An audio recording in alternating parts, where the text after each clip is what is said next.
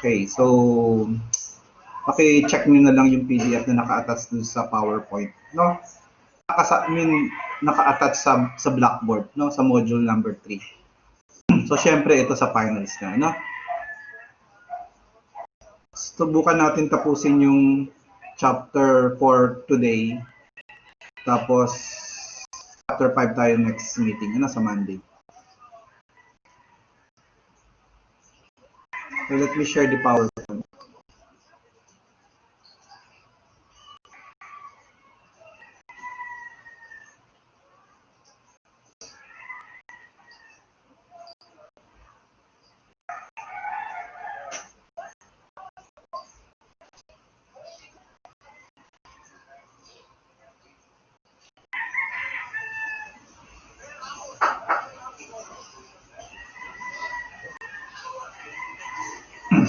It's currently uploading. For a while, medyo matagalan pa.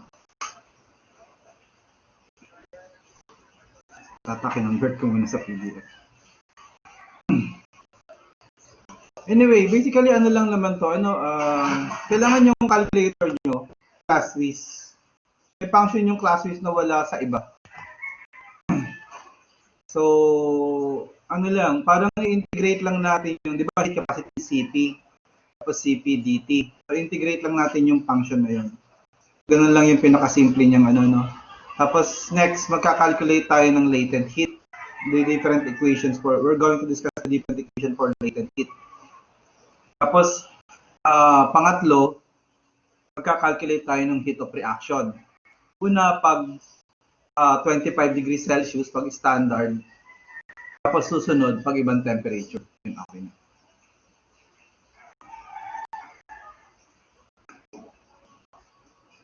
Tapos, later,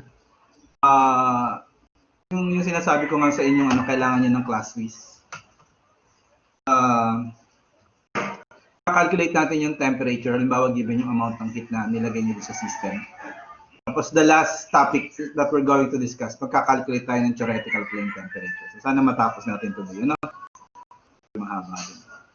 So this is chapter 4. This is heat effects. That's the title of the chapter. Can you see the PowerPoint right now?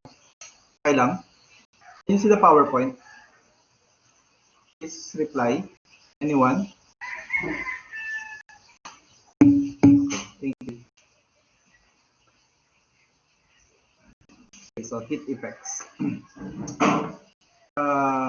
Basically, ang application nito, kailangan nating makalculate yung amount ng heat para ma-design nyo halimbawa yung reactor. This is an analysis simulation. So itong Q-cool, this is a heat stream. Can you see the Q-cool around here?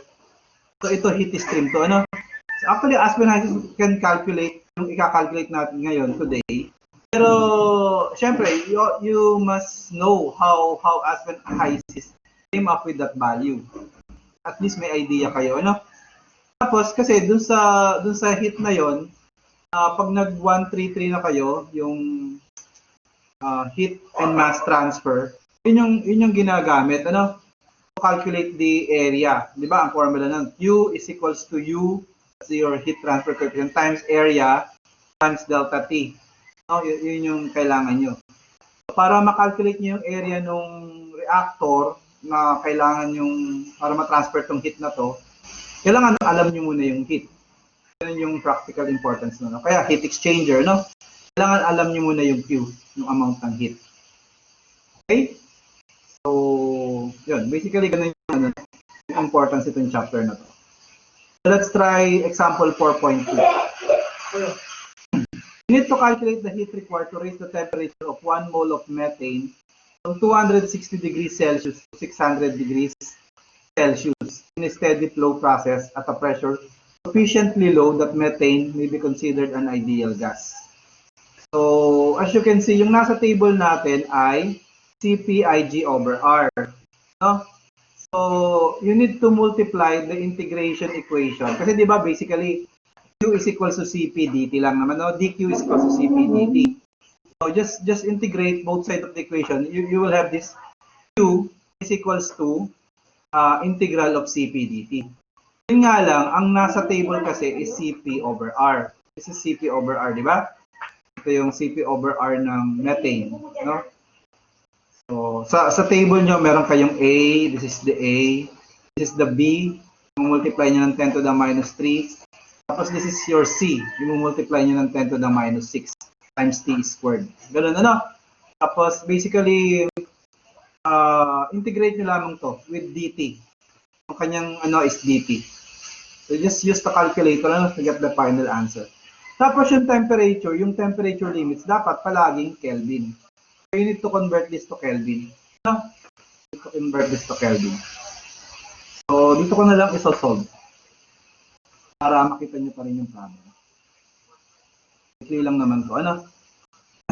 So,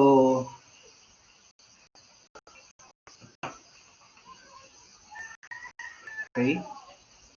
Blue ba kita? Red na lang, ano? Parang mas kita ang ganda. Yung sinasabi ko nga, equation lang naman ng Q ay integral lang ng Cp.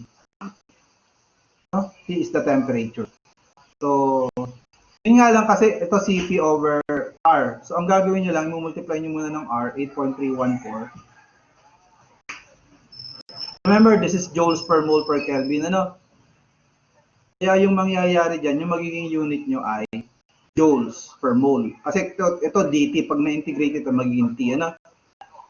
Ito kasi 1 mole lang naman. Ano? So, times 1 mole, mawawala na. Diba? Tapos, i-multiply nyo lamang siya nung integration. So, ito isulat nyo itong buong term na to. 1.702. Tapos yung second term, plus 9.081 times 10 to the minus 3. Okay. Minus 2.164 times 10 to the minus 6. Ano? Squared. Tapos lagay nyo dito yung limits. Yung limits dapat ay Kelvin. Ano? So you start with 260 plus 273.50. Kailangan Kelvin. Tapos dito, ganun din. Ano? 600 plus 273.50. Tapos yun, pindutin nyo lang itong buo na to sa calculator. And then just, may dt dito. Ano? May dt. Pindutin nyo lang itong buo na to sa calculator and then you will have the answer. So you're supposed to get something like then. You're supposed to get something like 19,778. Ano? 19,778. Question? Regarding example, ano? 4.2. Any question?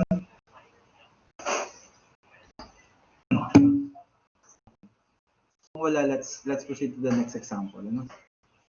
So, and then, dito rin naman yung solution, di ba? Dito rin lang yung solution.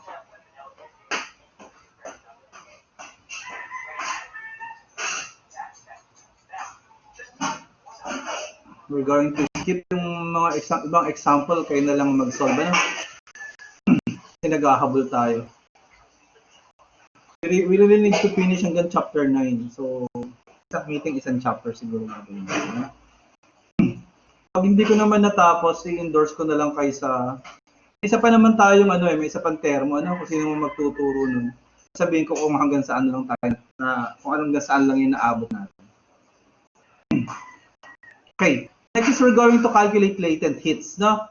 Kapag sinabing latent heats, hindi nagbabago yung temperature, nagbabago dito yung physical state.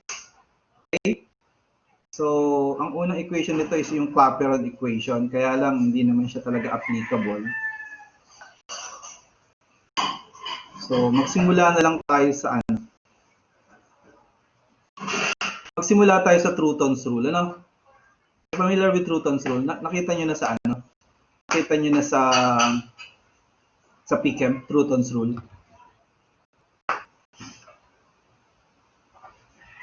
Okay, Troughton's rule, ano? So, ito yung equation ng Troughton's rule, ano? Delta H, this is your delta H vaporization, ano? This is your latent heat. Okay, this delta H over here. Divided by R times T normal. T normal is the boiling point. Bawa kasi vaporization to, ano? This is the boiling point. T-normal. Normal boiling point. Halimbawa, water is 100 degrees Celsius. Ano? Is approximately equal to 10. Yun yung sinasabi ng Croton's rule. Ano? Sa PChem ata, sinasabi ni Atkins is 8.8 ata. Ano? Pero ito, yun, as you can see, this is approximately equal to 10. So, probably I'm going to share a whiteboard, no? To illustrate the Croton's rule. Medyo masikip kasi dito.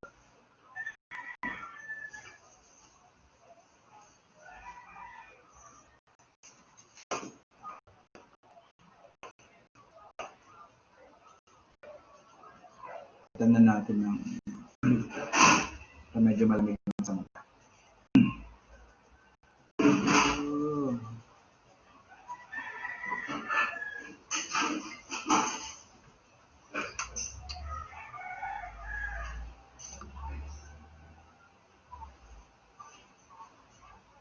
Ayun, lumabas. Hindi lang.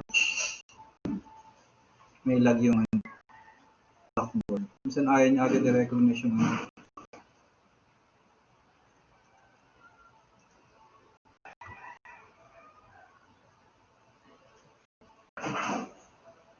pencil na ako, hindi na ako pointer.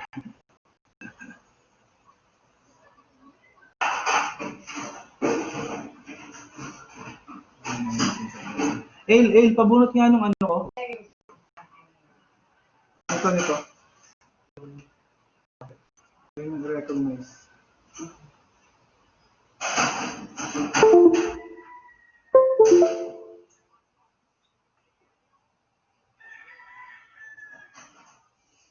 Wala yung ano? Cursor. Yung kamay. Oo nga, yung cursor. Yun. Okay. So, ang Croton's rule, ang sabi lang niya, yung delta H of vaporization. Sa vaporization lang naman ito pwedeng gamitin. Ano? Divided by R, this is your gas constant. Tapos this is your normal boiling point. Ano? Normal boiling point. Yan yung tawag natin. Ano? Sabi niya is this is approximately equal to 10. Okay, yun yung sinasabi ng Croton's rule.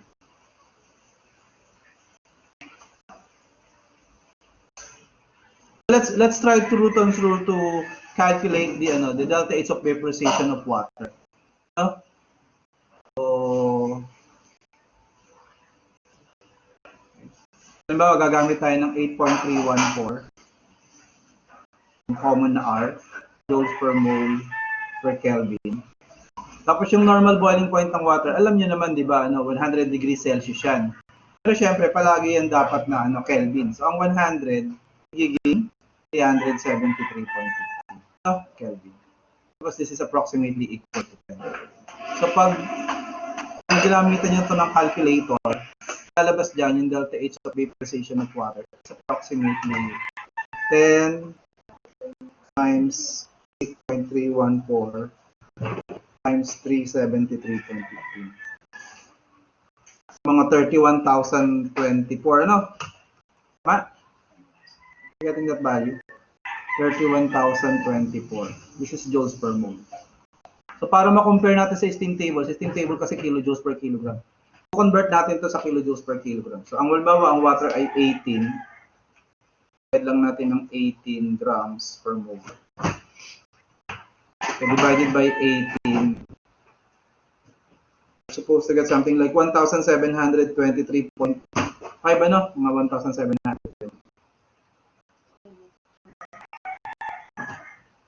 Joules per gram. This is the same as kilojoules per gram, di ba? Kilojoules per kilogram. So, pag chinek nyo sa steam table, ang delta H of vaporization ng water ay 2,257. Okay? Kilojoules per kilogram. So, as you can see, relatively, pwede na, pero malayo, no? Medyo malayo ng konti, no? Pang-approximate lang talaga itong Croton's rule. Question? Saka syempre kasi, ang sabi naman ng Croton's rule, dapat sa mga non-polar substances lang to. Ang water, syempre, polar yan, ano? Kaya medyo medyo malaki yung difference, no?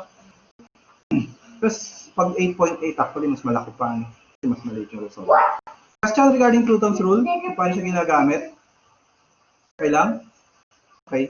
So, let's proceed to the next method or formula on how to calculate the latent heat, no? So, let's go back to our PowerPoint. So, as you can see, you can find this on our handbook, ano? Find this on our handbook.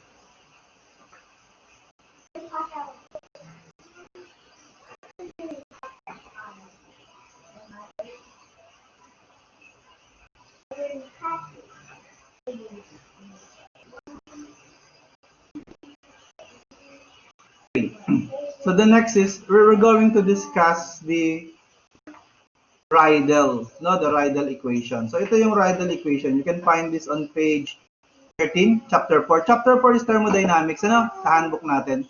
You can find this on page 13. This is the 8th edition, ano.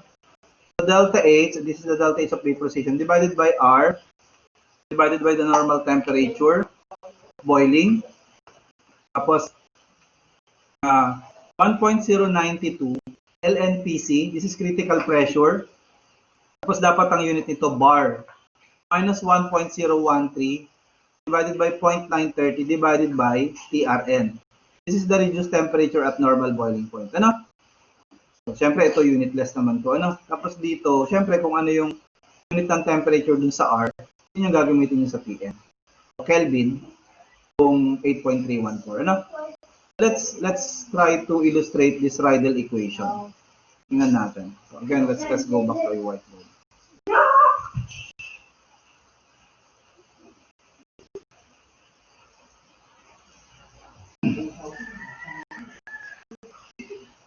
Rydell.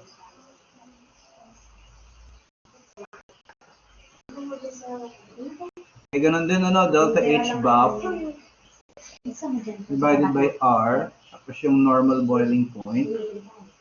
Okay? Tapos, you have 1.092. You really don't need to memorize this kasi open handbook pa rin naman tayo, ano? LNPC minus 1.013. Kailangan nyo lang tandaan, yung critical pressure dito, dapat ang unit nito bar, ha? So, MPa kasi yung megapascal yung nasa handbook natin, so i-convert nyo pa rin sa bar. Tapos, divided by 0.930 minus T-atom. Okay? So, apply ulit natin sa water. No? So, let's try to calculate delta H of vaporization ng water. Standard. Ano? Okay, this is 8.314 joules per mole per Kelvin. So, joules per mole pa rin yung lalabas dito. Ano? Convert na lang natin dito. So, yung TN natin, 373 pa rin. Kasi 100 yan, di ba? Ito, 1.092 pa rin. Tapos, LN. So, pag tinignan nyo sa, sa handbook, ang PC ng water ay 22 cc. From the handbook, ano? Alam niyo, di ba? Tinuro ko na sa inyo kung nasan sa handbook, di ba? Last meeting, 22.064 megapascal. Kailangan nyo ito i-convert sa bar. Basically, ang mangyayari lang dito, 22.064 times 10 to the 6, di ba yung mega? Tapos divided by 100,000. 100,000. Of course, this is Pascal, di ba? 100,000 Pascal per bar. Magiging bar na yan. So, something like, yung PC natin ay mga 220.64. Question? So, yan. Ito yan, ano? 220.64 minus 1.013. Okay? Tapos 0.930. Ang TRN natin ay ang TC ng water ay 647, ano? 647.096 Kelvin. So So ito, ang PN, normal boiling point, 373.15. Tapos divided by 647.0. Yun lang. Just use your calculator and then you will have the value for delta H of water. Okay, so kaya nyo na yan sa calculator. You're supposed to get something like 42,028. Okay? So this is joules per mole. So ganun din, ganun pa rin, ano, i-divide nyo ito ng 18 grams per mole. So you're supposed to get something like 2335. 2,335. Ano? Kilojoules per kilogram. Do you have any question? Ito yung resulta ng Rydell na delta H ng vaporization ng water. Remember, ang experimental, yung nakalagay sa steam table ay 2,257.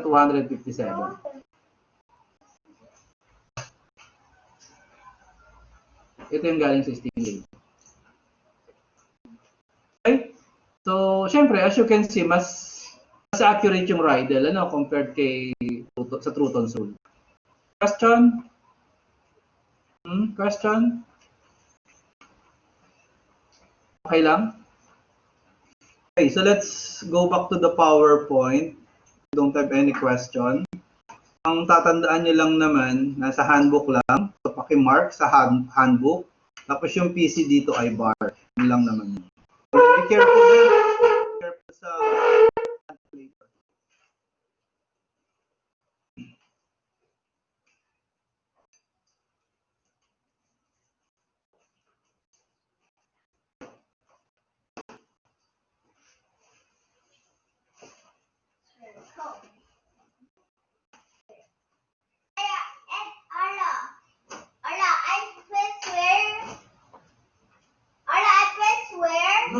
No. Why, big army?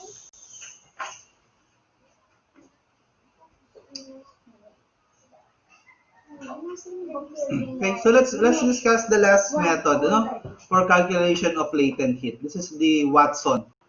You can also find this on page 14 of the handbook. Okay, so Watson, page 14 of the handbook. So basically, delta H of vaporization, hinahanap natin at different temperature, hindi na sa normal boiling point. Ito yung, pwede nyo gamitin dito yung normal sa delta H1, yung normal. Yung 2,257 ng water, halimbawa, no, pwede nyo gamitin dito. Tapos this is TR2 and then this is TR1. Reduce temperature 2, reduce temperature 1. This is delta H of vaporization 2, delta H of vaporization 1. Ano? Raised to 0.38. So this is the Watson equation. So we have example 4.4. Ano? So given that the latent heat of vaporization of water at 100 degrees Celsius is 2,257 joules per gram, estimate the latent heat at 300 degrees Celsius. So yun, isubstitute lang natin sa sa Watson equation. So the Watson equation is delta H of vaporization. Okay. Tapos divide natin itong 2,257. So syempre, yung magiging unit ng answer natin ito na rin, ano, joules per gram. This is 1 minus yung reduced temperature. So ang critical temperature ng water ay kanina 647 to Kelvin.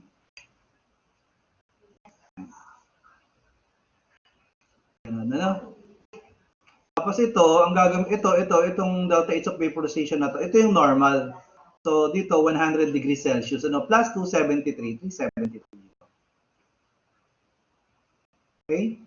Tapos ito yung second temperature, ito 300. So 300 plus 300, 273, 573 to. Ano? Question? Susundan ba? Tapos you raise the whole thing to 0.38. Okay, so you can calculate the new delta H of vaporization. You're supposed to get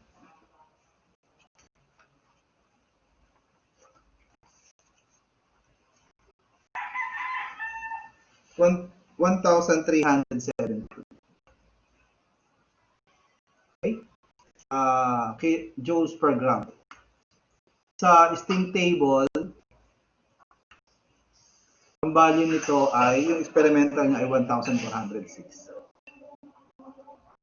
Okay, so relatively medyo accurate naman ng Watson. Ano? Question? Dali lang, ano? Formula lang naman. I think that's the last method for calculation of latent heat. So, sunod, ito yun, 1,370. Sunod dun tayo sa, sa calculation ng mga delta H of reaction. So, probably, na-discuss nyo na naman to sa PChem, di ba? Yung mga Hess law at saka yung delta H of reaction using the delta H of formation. So, ang formula lamang dito ay product minus reactant. Ano? Product minus reactant lang yung formula. Tapos yung importante pa rin dito, I hope you still remember, na pag elemental, tapos standard form, 0 yung delta H of formation. Tandaan nyo pa ba yun? Aside from this equation, product minus reactant, you also need to remember na pag elemental, example, yan, oxygen. Ano ba ang, di ba, elemental to, di ba, oxygen lang siya. Ano bang standard form ng oxygen? Siyempre, gas. Nakakita na ba kayo ng solid ng oxygen? So, its standard form is gas. So, this is elemental and standard form. Ang delta H of formation ito, 0. Ganon din yung chlorine gas. Ano? Elemental siya, tapos standard form niya ay gas. So, 0 din yan. Pero halimbawa, meron kayo sa reaction ng oxygen, tapos solid, hindi 0 ang delta H of formation nun. Kasi gas ang standard form ng, ng oxygen. Okay? So, this is example 4.5. Calculate the standard heat at 25 degrees Celsius for the following reaction. So you have 4 HCl plus oxygen, and then you're going to produce water and chlorine gas. Okay, so paano natin i-calculate? Product. So ito lang naman yung hindi 0, water lang naman. So 2 times delta H of formation of water, gas, minus 4, ito yung reactant, 4 times the delta H of formation of HCl, gas. Ganun lang yan, di ba? And then, you need to use the table C to find the delta H of formation. Pinadala ko na sa inyo yung PDF. Wala lang isusong. So, you are asked to calculate the delta H of this reaction, the standard delta H of this reaction. This is just simply product minus reactant. So, ito yung product. Ito yung product, diba? So, 2 times the delta H of formation of water. Standard. Okay? Gas. Minus 4. Ito yung reactant, diba? 4 times the delta H of formation of HCl. Gas ulit. Just substitute anything that you can, the value that you can get from the table that I already sent you. Dalawang part yun. Yung una, heat capacity, solid, liquid, gas. Tapos yung pangalawang part niya, delta H of formation. Find the delta H of formation sa 7. So, for H2O, you have negative 241,818. Ito yung nakalagay doon. This is joules per mole. It's minus 4. Yung HCl naman ay negative 92. 387. Question? Then just use your calculator. You're supposed to get something like the delta H of the reaction, standard delta. Pag sinabing standard, 25 degrees Celsius. Is equal to negative 114, 408. Okay? This is joules per mole. Question? Parang review lang naman to sa chem, di ba? Question? Okay lang? Kung wala, let's proceed. Ito rin, ano? Negative 114,408. Okay. Susunod, we're going to calculate the delta H of the reaction at different temperature. Yung kanina kasi 25 lang, di ba? So, paano pag iba yung temperature? Okay? So, pag iba yung temperature, kung natatandaan nyo pa sa PChem nyo, gagamitan lang natin ng delta, no? Delta CP. So, pag product, positive, yung A, B, C, D niya, pag reactant naman, negative.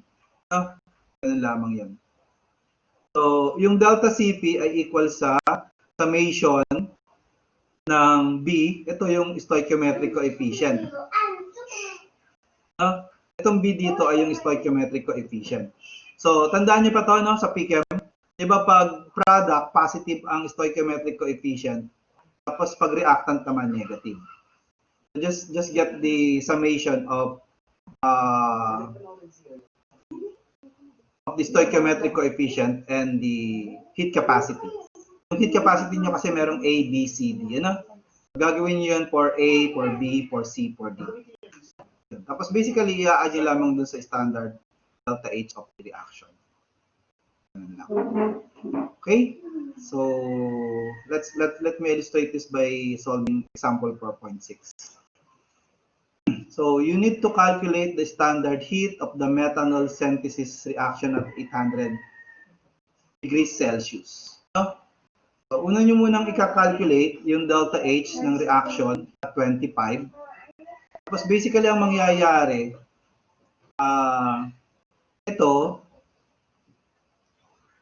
basically, itong dalawa kasi, papalamigin nyo. Ano kasi ang temperature ng reactants nyo, 800. So, papababaan nyo yung temperature niya sa 25 from 800. Okay? Tapos, tsaka kayo magkakaroon ng reaction. So, yung reaction nun ay delta H of reaction standard. Okay? Tapos, yung magiging product, patataasin nyo naman yung temperature niya sa 800 from 25. Parang ganun. Ano? So, ang temperature limit natin is 25 to 800. Kaya yung sa product, positive, yung sa reactant ay negative. Okay? So, medyo mahaba-habang calculation to. Medyo marami kayong data kukunin. So, ano lang, para mabilis. Yan. So, titingin kayo sa table. Para makuha yung A, B, C, at saka D. Yung bawat component. So, ang component natin sa product, meron tayong methanol. Ano? So, ang stoichiometric coefficient ng methanol, kasi product siya 1. Ito yung makikita nyo sa table. Yung A niya, 2.211. Yung B niya, 12.216. Yung C niya, negative 3.45. Tapos wala siyang D. Pag wala, 0 lang yun. Ano? Yung carbon monoxide, reactant siya. Kaya yung stoichiometric coefficient niya ay 1. No? Diba tandaan niyo yung reaction kanina? Yung reaction natin kanina ay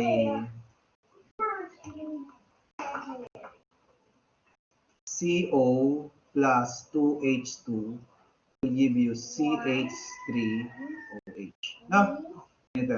So that's why ito, reactant kasi siya. Reactant kasi yung hydrogen, kaya yung kanyang stoichiometric coefficient ay negative 2. Ito rin CO, reactant din kaya negative 1. Ano? Tapos this one, you can find this on the table. Tapos meron kasing yan, yung A, B, C, D. May description yun, nakatabulate na B ay times 10 to the minus 3. No? Or times 10 to the 3. Ito pala, times 10 to the 3. So, actually, yung value nito, pagkatapos nyo makakalculate, gagawin yung 12.216 times 10 to the minus 3. Ganun na. Tapos, basically, yung summation ng delta CP, ito lang, i-multiply nyo lamang yung 2.211 sa 1 plus 3.376 times negative 1 plus 3.249 times negative 2. Ganun yung magiging A nyo. Ganun yung sum ng A. Ano? Tapos do that also for B, for C, and for D. Para makuha nyo yung parang delta CP. No? Kakaroon kayo ng parang summation of A, summation of B, summation of C, summation of D. Yun yung gagamitin nyo sa integration equation. Okay, so just like this one. No? Just like this one. So ito, yung pag-calculate ng delta H of reaction, standard delta H of reaction, I hope alam niyo na naman to ano. Diba, ang reaction naman natin, ano lang, carbon monoxide plus 2 hydrogen. This is hydrogen gas. So, standard to, zero lang to. Ano? Ang product ay methanol, CH3OH. I think this is also gas. Ano? Gas din to. Itong dalawa lamang. Ano? Ito yung product, CH3OH. Ito yung kanyang delta H of formation, negative 200, 660. Tapos minus, yung sa reactant, ito zero na to, di ba? Zero yung hydrogen. No? Zero yung sa hydrogen. Yung delta H of formation ng hydrogen. Kaya ito lang yung may value, yung minus CO. So, ito yung carbon monoxide, negative 110.52. So, ang delta H of formation, delta H of the reaction, this reaction is negative 91. Any question? Gawa na naman natin to sa PChem, tsaka yung last example natin, di ba? Nag-calculate na naman tayo nito. So, I hope you understand this part. Tapos ito yung bago. Ito yung bago. So, halimbawa, to calculate delta A, ito yung multiply nyo lamang yung stoichiometric coefficient do sa A. So, 1 times 2.211 plus this one, negative 1 times 3.376 plus negative 2 times 3.249. So, makukuha nyo yung negative 7.663. Questions? So, do that the same thing ano, sa B. So, sa B, makukuha nyo 10.815. Yun nga lang, multiply nyo ng 10 to the minus 3. Tapos sa delta C, ito yun, nakuha, ano, negative 3.45. Kasi nag-iisa lang naman siya, di ba? Negative 3.45 times 10 to the minus 6. Ito naman, yung D nyo ay negative 0.0, supposed to be 0.031, ano? Ano ba nakuha? Ito pa pala, meron pa palang isa. 0.083. Dalawa pala sila. Kaya naging negative 0.135. So, try nyo lang to. Try nyo lang. So, basically, itong delta B, delta A, delta B, delta C, delta D, ito yung gagamitin nyo. No? Ito yung i-add nyo dito sa delta H of formation plus this A. And then, you're supposed to get this answer. Negative 103.566. Parang ang mangyayari dyan, this one, yung delta H of the reaction, no, at 800 degrees Celsius, ay equal siya dito, negative 90 by 135 plus 8.315, okay, times the integral. Ito yung A nyo, negative 7.663. Tapos yung lower limit nitong integral nyo, ano, to 25 25, so that's 298.15. Yung upper limit niya ay 800, ano? 800 degrees Celsius. This is in degrees Celsius, ano? So plus 273.15. Can you still follow? Tapos yung B mo, ito yung B. 10.815. Okay? Times 10 to the minus 3 times T.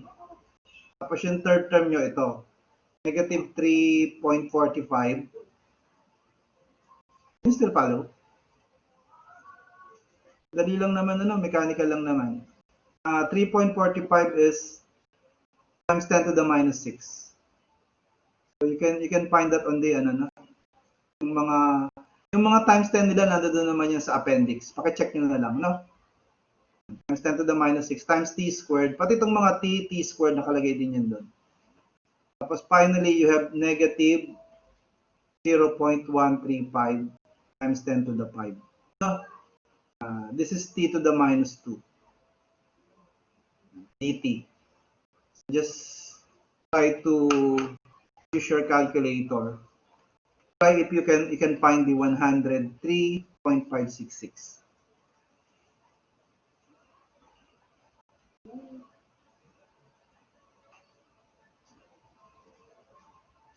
Negative 90,135 plus 8.314 times the integral, ano? The first term is negative 7.663. The second term is 10.815 exponent minus 3. Tapos alpha x, ano? Come on, get your calculator and try to input all of this value in your calculator. Minus 3.45 exponent minus 6. Tapos alpha t squared, di ba? T squared. Tapos minus 0.135. Okay. Exponent 5. Tapos alpha x raised to the minus 2. Tapos lower limit is 298.15, that's 25. Ano? Upper limit is 800 plus 273. Okay? So, yun. Labas nyo? 103,565.95. Are you able to get it? The final answer? This one? Are you able to get this? Negative 103,565.95. Sundan? This is quite simple. Medyo tedious nga lang kasi kukunin nyo yung tatlong pair ng data. Pero you really need to learn how to do this. Lumalabas din to talaga sa board exam. Calculation of delta H, no, at different temperature. Questions? Okay, madali lang naman yun, ano? As long as you get how do we get A, delta A? So delta A, ito lang yan, ano? 2.211 times 1 plus 3.376 times negative 1 plus 3.249 times negative 2. Tapos kung ano man yung makalculate nyo, halimbawa ito, negative 7.663, yun yung lalagay nyo doon sa integration. No? Question? Okay lang? Okay. So, hindi naman kayo nagre-reply. So, I guess it's okay. Tuloy-tuloy lang. Tuloy-tuloy lang. Okay. So, next, let's try to solve this one. Ito yung medyo may shift solve. Kailangan nyo talaga dito class whiz. No? So, given yung amount of heat, what is the final temperature when heat in the amount of 0.4 times 10 to the 6 BTU is added to 25 pound mole of ammonia, initially at 500 degrees Fahrenheit in a steady flow process at 1 atmosphere. Okay? So, given yung Q, tapos ang pinapahanap yung final temperature. So, as you can see, dun sa formula natin, yung final temperature ay limits ng integration. Ano? So, yung lumang calculator, yung ano ba yun? EX ba yun? Basta yung lumang model, wala siyang shift solve pag may integration. Yung ano lang meron, yung class whiz lang. So, you can only solve this problem if you have a class whiz. Kung gusto nyo, manual kayo, mag-i-integrate talaga kayo. Tapos mahirap talaga kasi ano siya, silent shift solve siya, no? You really need class whiz for this problem, ano? So, let me share you the equation. So, yung temperature limit kasi ano, Kelvin. So ako, ang nakikita ko lang na solution talaga, you really need to convert this to Kelvin and everything else to ano, everything else to joules, ano? So halimbawa itong 0.4 times 10 to the 6. Ito yung Q, ano? Kailangan nyo itong i-convert sa joules. So just multiply this by 1055. 1055 joules per BTU. Ganyan lang, ano? So ito na yon, joules na yung ano niya, left side. Yung right side naman, so pwede kayo magsimula sa 25 pound mole. Tapos to convert nito sa gram mole, ano? Kasi gagamitin nating R ay 8.314. So multiply niyo naman to ng 454. Ito naman yung gram mole. Pound mole. Okay, tapos times 8.314 yung R natin.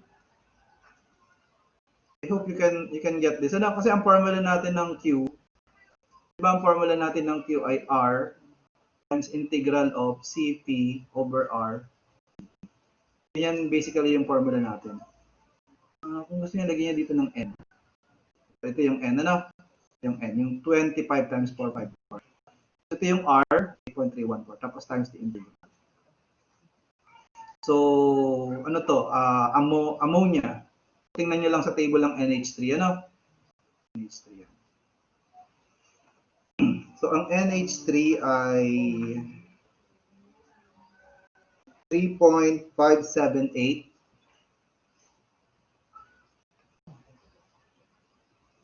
Tapos 3.020.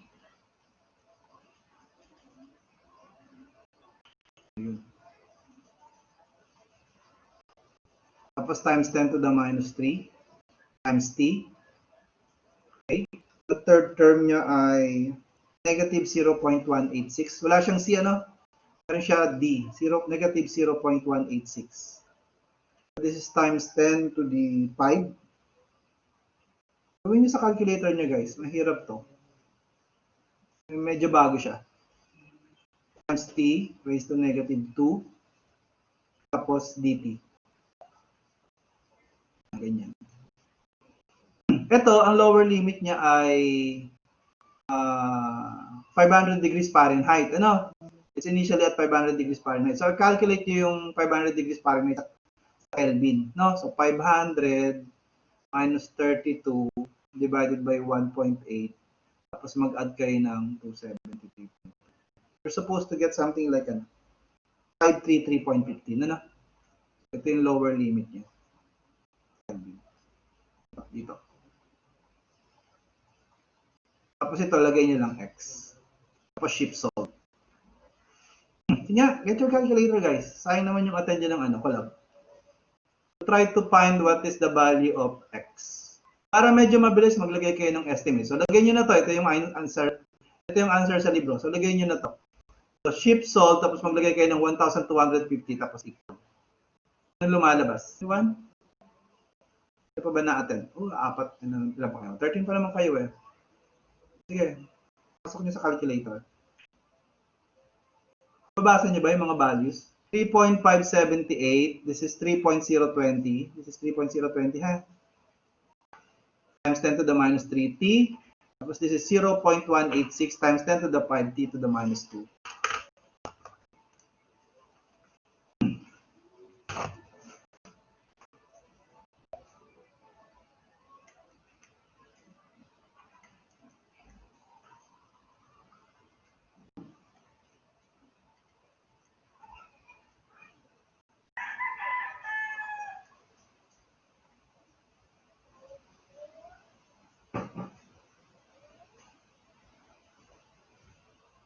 $3.578 plus 3.020 exponent minus 3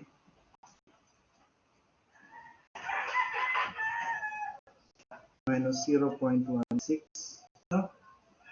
exponent 5. Yes, very good. Very good, Carla. That's correct. 0.186 times 10 to the 5. Tapos alpha x minus 2. Okay. And then the lower limit is 5, 3, 15. Tapos lagay nyo lang x doon sa taas. Ano? Oh, hindi ko nalagay yung 1, 2, 50. Anyway, you're supposed to get that. Ano ngayon? Lumalabas naman para atin. 1249.15. Medyo bago tong calculator mo. Medyo mahina na yung battery, mabagal na siya mag-ship sold.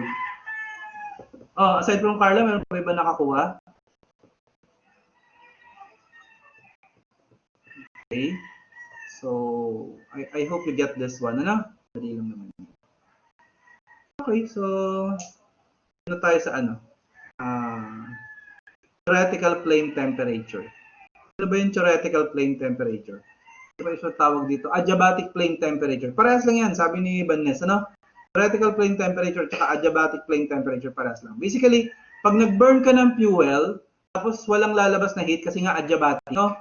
So, mag-i-increase yung temperature ng flue gas. So, ano yung ma-attain na temperature? Yan yung theoretical flame temperature. Basically, this is the maximum temperature na possible na ma-attain kung adiabatic yung system. Tapos nagkaroon kayo ng combustion, ano? maximum attainable temperature assuming combustion reaction goes to completion adiabatically and the kinetic and potential energy changes are known. Okay? That's your theoretical flame temperature. So, ito yung ating sample problem. So, what is the maximum temperature that can be reached by the combustion of methane in 20% excess air? Both the methane and the air enter the burner at 25 degrees Celsius. So, yun. So, magbaburn tayo ng methane. Usually, ang ginagawa dito, ang basis nyo lang is mole of methane. No? Tapos, you're going to write the balance equation. Tapos, you need to find the amount of the number of moles, no? The number of moles in the flue gas of each component, ano? Tandaan niyo pa ang checkout nyo. Diba pag nagkaroon ng combustion, normally ano ba yung meron? Ba complete combustion? Ano ba yung meron sa flue gas? Siyempre, meron kayong carbon dioxide, water, ano pa yung dalawa? Usually kasi may excess air, katulad nito, may excess air, di ba? So meron kayong oxygen, tsaka nitrogen. Apat na yun, ano? The question is, what is the maximum temperature that can be reached by the combustion of methane with 20% excess air? Both the methane and air enter the burner at 25 degrees Celsius. What is the theoretical flame temperature? Ganun yung method.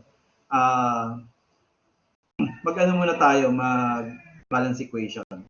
Determine na natin yung balance equation. So, yung methane natin is CH4. It reacts with oxygen, ano? Tapos, syempre, the product is carbon dioxide and water. So, in this case, yung hydrogen natin is 4. Yung hydrogen is 4. So, ito, yung water magiging 2. Yung 2 yung water. So, yun. Tapos, ito, balance nyo yung oxygen. So, kailangan nyo ng 2 mole ng oxygen. So, this is the balance equation.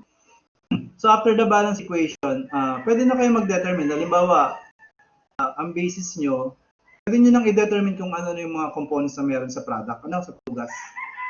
So, halimbawa, ang basis natin is 1 mole of CH4. It's combusted. Okay? So, ilan yung number of moles ng CO2? Siyempre, from the balance equation, 1. Diba? Ilan yung number of moles ng water? So, from the balance equation, 2. Diba? Oxygen. Ilan yung number of moles ng oxygen? Sabi may excess daw na 20%. So, ilan yung theoretical? 2, diba? So, kung may excess ka na 20%, 2 times 0.2, ilan yun? 0.4. Diba? 0.4 mole. What about yung nitrogen? Ilang mole yung nitrogen? Paano ba makukuha yan?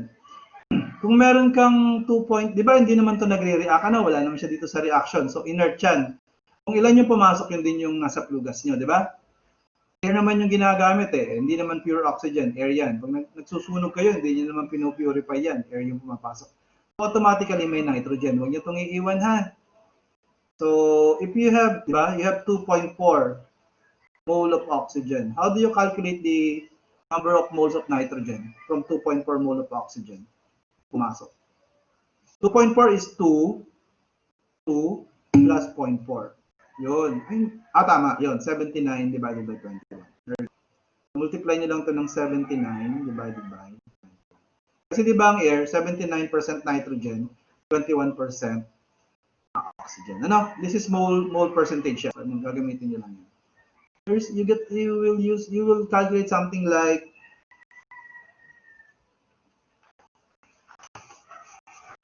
ng N2. Mga 9.03.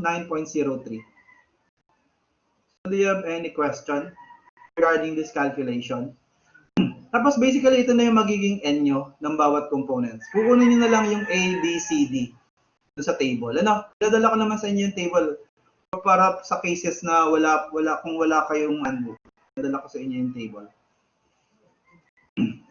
So, ako ang ginagawa ko yung piniprint ko yon. Kasi Meron kasi akong ano, no, may physical copy ako ng libro. Piniprint ko yon, tapos ginagamitan ko ng ano, ng marker banta, highlighter. So, kasi usually sa problem, gumagamit ng CO2, H2O, at saka oxygen, at saka nitrogen. So, ina-highlight ko na to, 4. So, O2, CO2, H2O, at saka nitrogen. Dun sa heat capacity table, ano? Gases. Puro gases naman yun. Yung 4, hina-highlight ko na yun, ano? Para mabilis na siyang i-transfer sa table. So, I'm going to share a whiteboard para magawa natin yung table.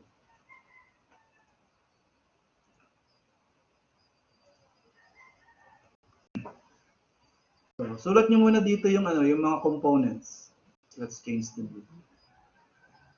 So, halimbawa, you have CO2, tapos H2O, tapos nitrogen, tapos oxygen. Tapos susunod yung number ng moles. Ano?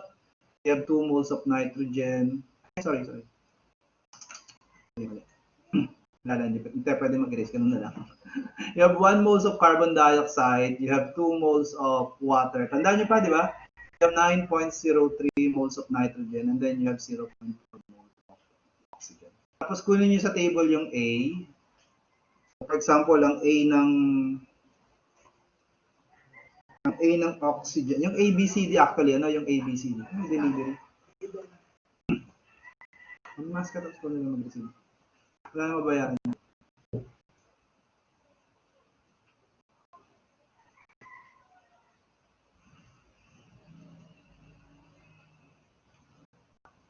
Pinto, buksan yung pinto.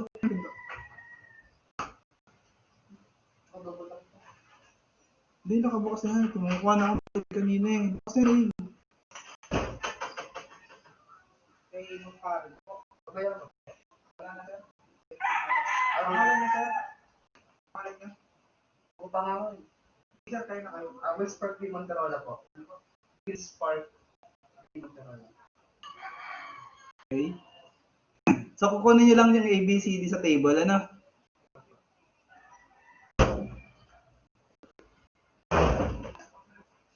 Yan. So, for example, ang carbon dioxide, ang ABCD niya ay 5.457. Ang kanyang B ay 1.045. Wala siyang C. Tapos ang D niya ay negative 1.157. Okay, ganun din for the rest, ano? So for water, it's 3.470. 1.425. 1.450. Wala ring C. Tapos yung D ay, I think it's 0.121. Okay. Ang nitrogen naman ay, where's my nitrogen? 3.28. And then 0.593. Wala ring C. And then 0.04. Finally, oxygen is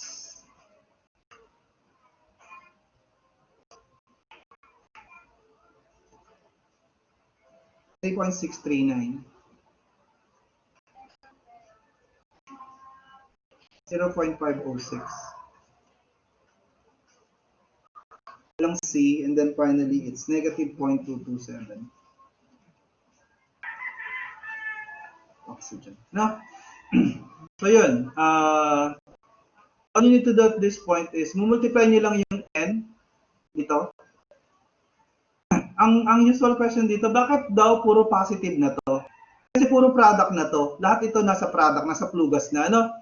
Wala na kayong reactant dito, yung lahat ng reactant na consume na.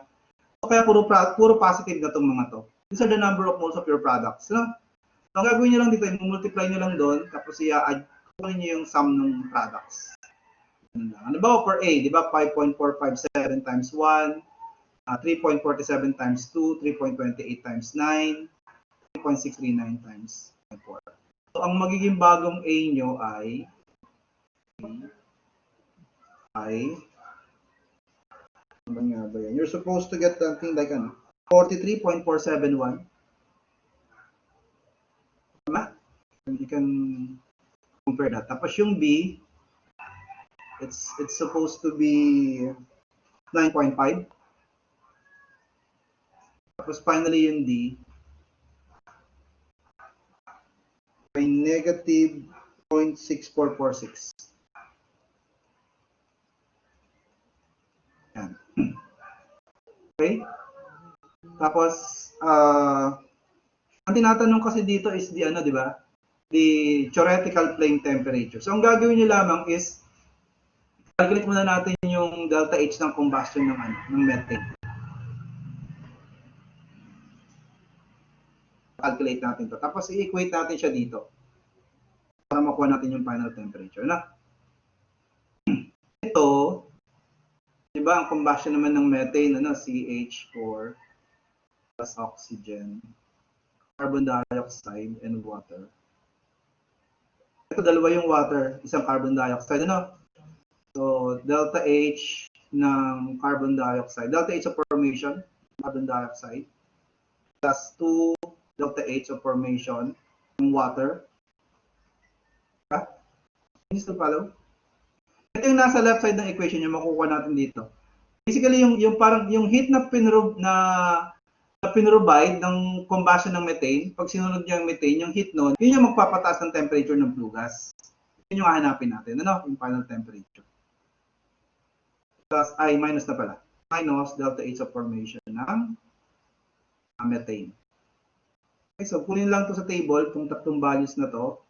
Tapos substitute, and then calculate the delta H of combustion. You're supposed to get something like, for methane, you're supposed to get something like, negative 802, 625, This is joules per mole of methane. Okay? So ito, equate nyo lamang dito. Siyempre, imagine niyo pag binurn niyo ang methane, ano mangyayari sa temperature ng flue gas? 'Di ba tataas 'yon, So ito, pag nandoon siya sa left side, magiging positive na siya. Parang kasi yan summation, parang the process is adiabatic, so Q is equals to 0. So equate nyo sa 0 yung delta H of combustion, plus yung change in temperature na heat ng products. So pag ito, tinranspose nyo sa kaliwa, maging positive na to. Ganun yung mangyayari. I hope you get that. Ang pinaka-practical dun, siyempre, yung delta H of combustion nyo, pag sinulat nyo dun sa equation, positive na siya. Pag mag-isa lang siya dun sa kabilang side, magiging positive na yan. Kung ayaw nyo nang isipin yung sinasabi ko. And then sa left side, you just have the 8.314,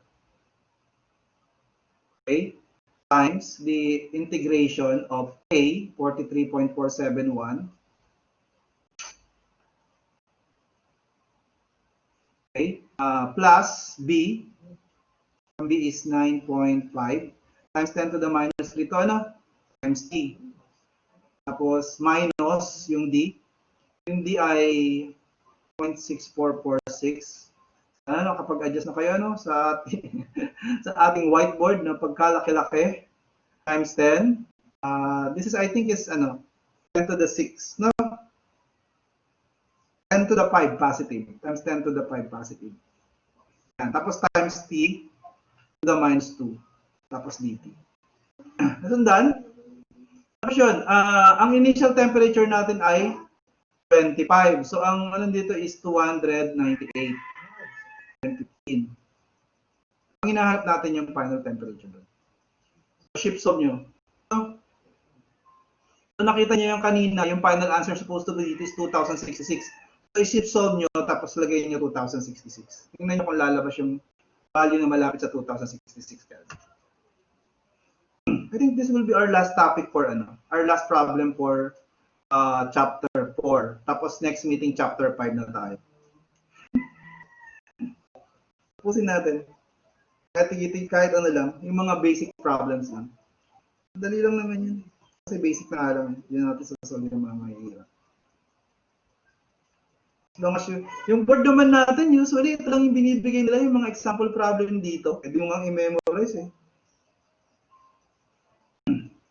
Yun nga lang talaga, pag hindi talaga na-discuss, kaya bumabaksak yung estudyante pag wala talagang idea. Ano?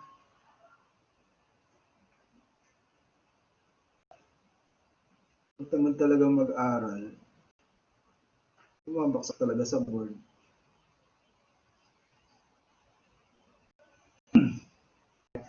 Tapos minus 0.6, 0.46 exponent 5. Okay? Tapos t to the minus 2.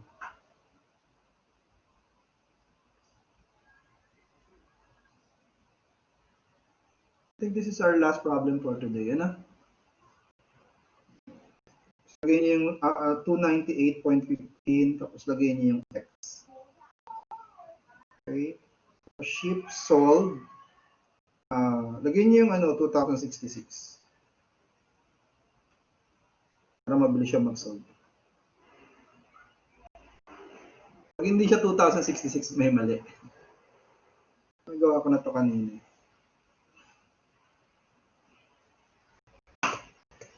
Anyone? May nakapagpalabas na ba ang final temperature? Ng theoretical plane temperature?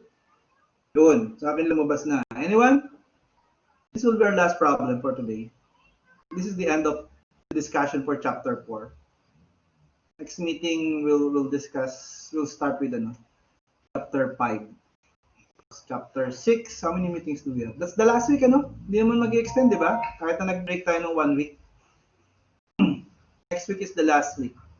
Today is Wednesday. So Friday, meron tayong collab, ha? Collab ulit tayo sa Friday. I-announce ko na lang pala. Yes, very good. 2066, yes, 0.337. That's good. Okay? Ano nyo? So, ang X, that's the final temperature. This is the theoretical plane temperature is 2066. 0.337 or 338. Kasi dinalagay natin yung decimal, patunay na napalabas siya sa calculator, di ba? Hindi yung nakalagay naman kasi sa PowerPoint, di ba yung sagot? Do you have any question? Sundan nyo? Madali lang naman, di ba? So, if you don't have any question, that's it. See you. I will announce, I will announce kung may collab tayo sa Friday. Questions?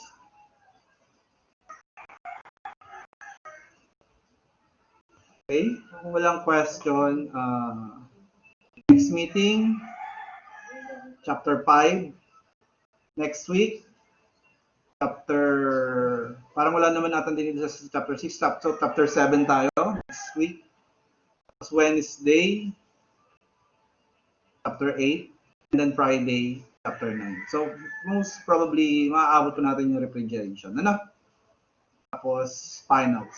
Finals natin, yung 12th week. Isang linggo din yan. Probably naman siguro bibigyan naman kayo ng isang linggo. Tingnan natin kung ano yung hindi naman siguro magsasabit agad ng grades. Automatic naman, di ba? Alam niyo naman tingnan yung grade sheet dito, di ba? Alam niyo, di ba? Guys, alam niyo? Kung paano i-access yung grade. Yun. So, yun. So, dinagdagan ko yung trials ng midterm niyo. So, sana ma-perfect niyo. Hindi lang yun. Wag niyo sa mga panahon ngayon, wag niyo lang i-aim na pumasa kayo, ha? Papasat talaga kayo. Konti-konti na kayo, 11 na lang kayo, di ba? You're 30. Papasat talaga kayo. Hindi yan yung niyo. Ang isipin niyo sa pangapanahon ngayon, paintindihan niyo pa rin yung lesson. Kasi magbo-board exam pa rin talaga kayo. So, after 1 year, makakalimutan na nagka-COVID pala. Once upon a time. So, ganun pa rin yung level ng board exam. Sana ganun yung nasa isip niyo. So, siguro hanggang dito na lang muna. See you on, probably I will discuss again on Friday. Okay, bye-bye.